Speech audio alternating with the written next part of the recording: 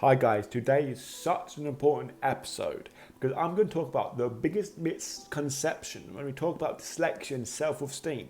But what I truly believe this is the biggest misconception when it comes to the whole dyslexic experience. This is one I truly feel is one of the best podcasts I've done in a very, very long time. So please share, please subscribe, please comment on this podcast. I hope you enjoy today's episode. So the big question is this: how can dyslexics like us create a place, a community, a tribe where people at any stage of life can come and solve any challenge, amplify their strengths, and ultimately help them become who they were meant to be, or in other words, conquer their dyslexia? That is the question, and this show is the answer. My name's Theo Goff, and welcome to the Conquering Dyslexia podcast. What's happening, guys? I hope we're doing alright and good. Today I want to talk to us about the biggest misconception about self-esteem with dyslexia, or confidence with dyslexia. And today's episode, I think, is really very, very, very important one, and it'll be very, very valuable to you.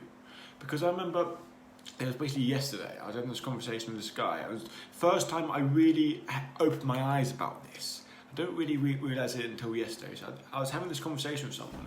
Now this person, I'm not going to mention his name, but I know him for a while, and he's amazing in the dyslexic community. He makes amazing videos on it.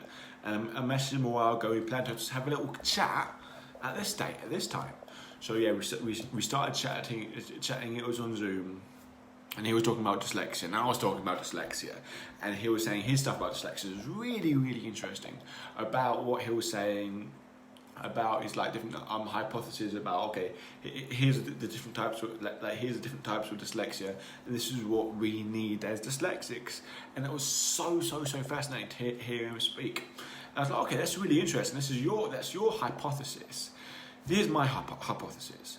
And what I said is okay, my hypothesis is that when we have dyslexia, we're born with dyslexia. It means that our brain is wired differently than other people.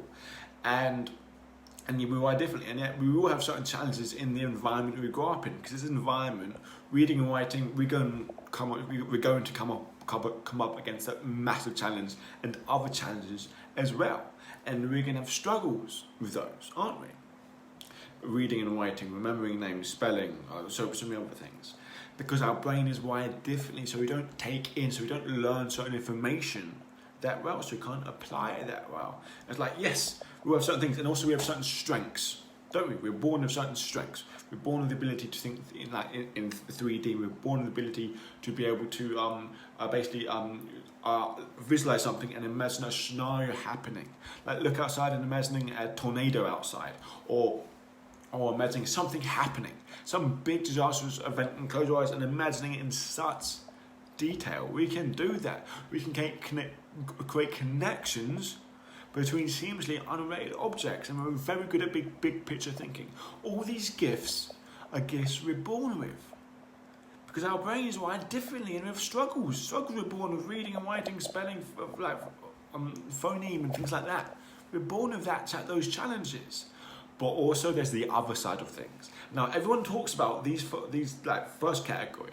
I was saying because everyone talks about that, and I call these the physical category, things we're born with. But the other side of things are things we develop.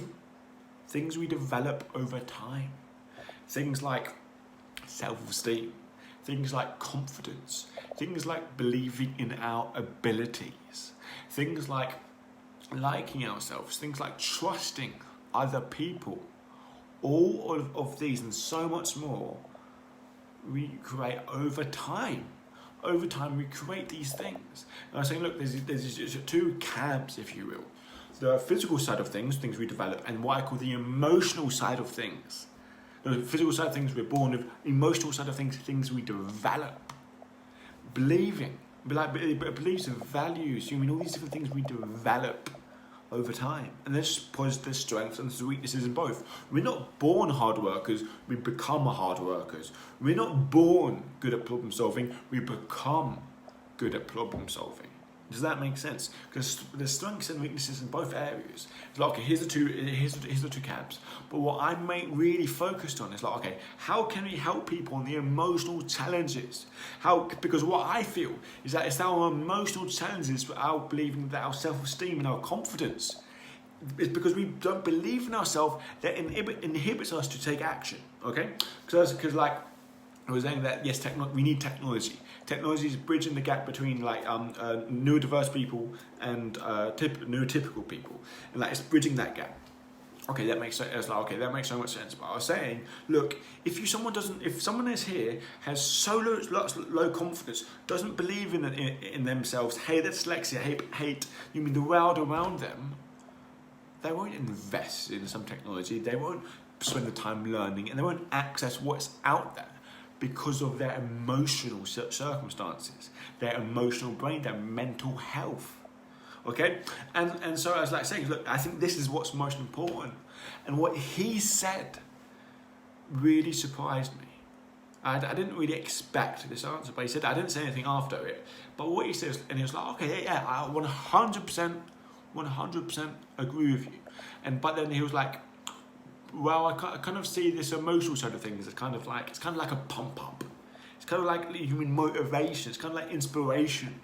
Like, yes, obviously that's really, really great, but maybe we have to have our own journey of inspiration over a period of time, and that's personal to us. And like, I didn't say anything. I really wanted to, but I didn't say anything. But I found it so interesting, because what I feel most people believe, and probably maybe you believe, when we talk about self-esteem, when we talk about self-esteem and confidence, these are very, very, very broad terms, and they basically mean how we feel about ourselves. And it's like, okay, if you want to improve your emotional and have your self-esteem, your confidence, and you mean how you feel about yourself and what you believe about the world, it's not inspiration. It's not motivation. It's what this person believed.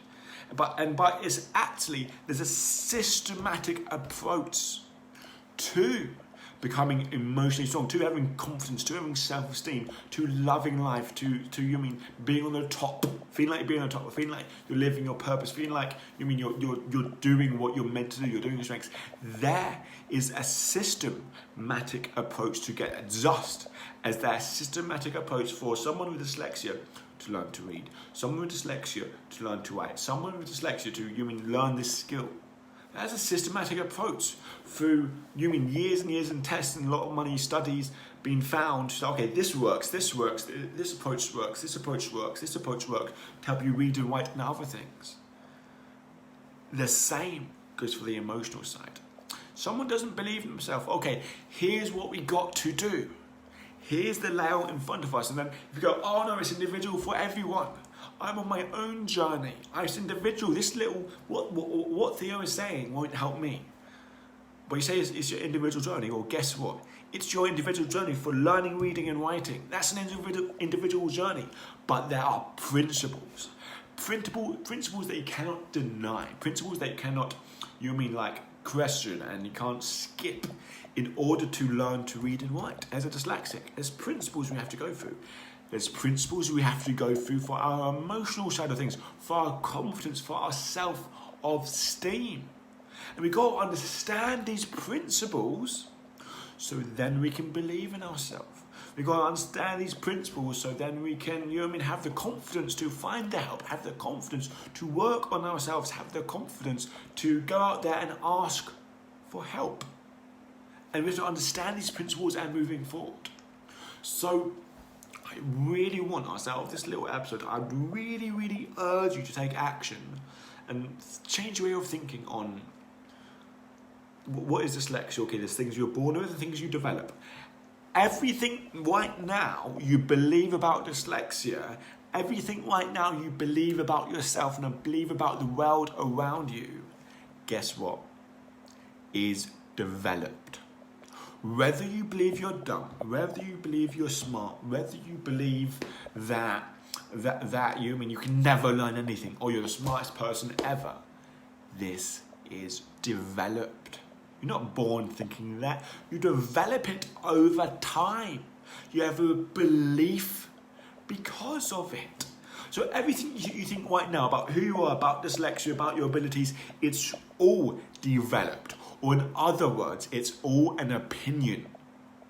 Now, what do I mean when I say it's all an opinion? It's an opinion about yourself and about everything else. And it's an opinion. What do I mean when I say opinion?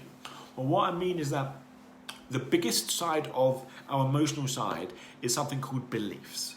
Now, beliefs is just another way of saying I feel certain about something.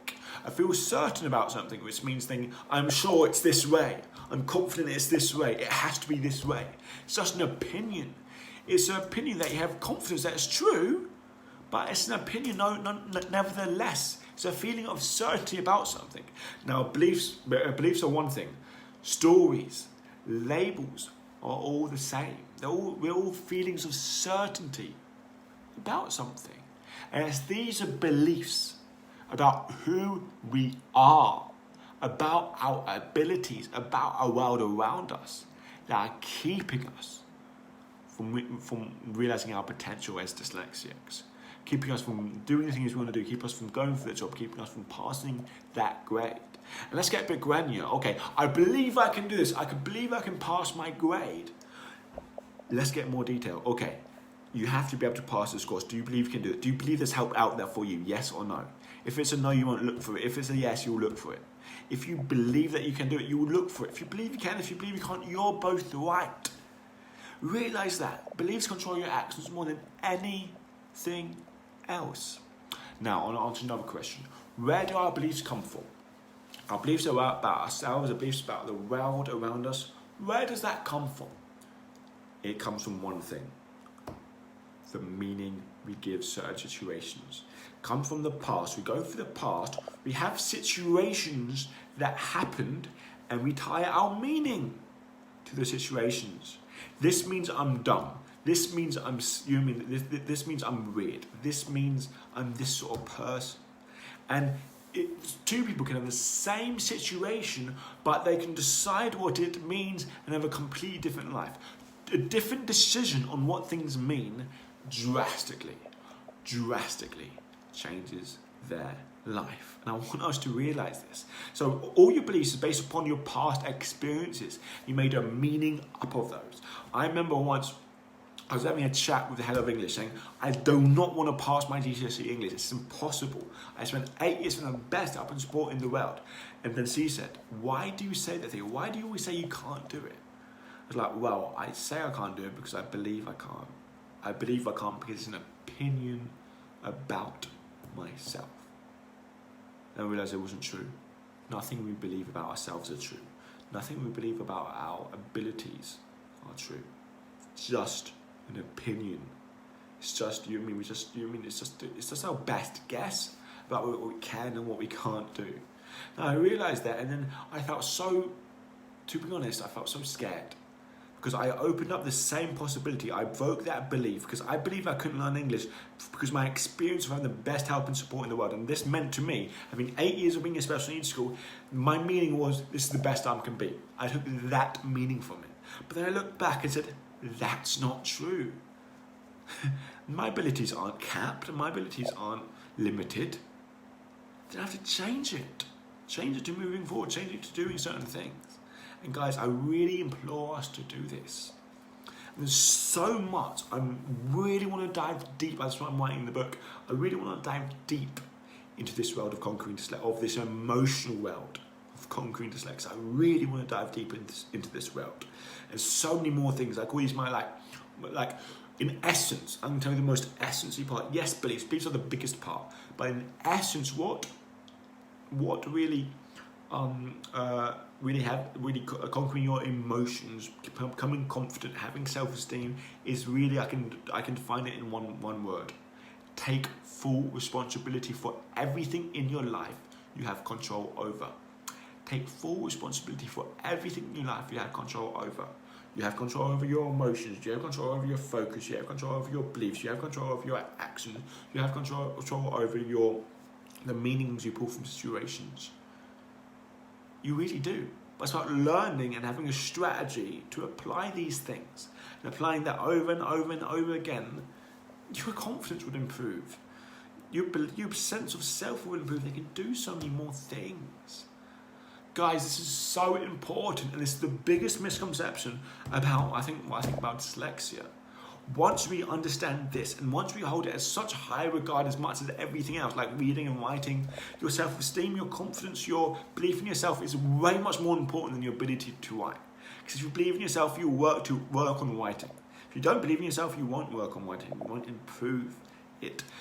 The reason why I'm doing all this stuff is to get people to realize the importance of the emotional side of their dyslexia. Once they can realize that and understand it, not as some inspirational, motivational rubbish, but realize it is that, okay, there's a systematic strategy, because 80% of everything is psychology, 80% of everything is mindset. 20% of it is the strategy, 20% of it is reading and writing, 80% is getting yourself to believe you can do it. Guys, I have a kind of veered off here at the end, but this is so true. And please take action on what I'm saying. If you listen to me now, take action on what I'm saying. Don't just listen to it and move on. It's so, so important. Take care, guys. Please share. Please, smash this. Send this podcast out to loads of other people. Take care. Farewell and bye.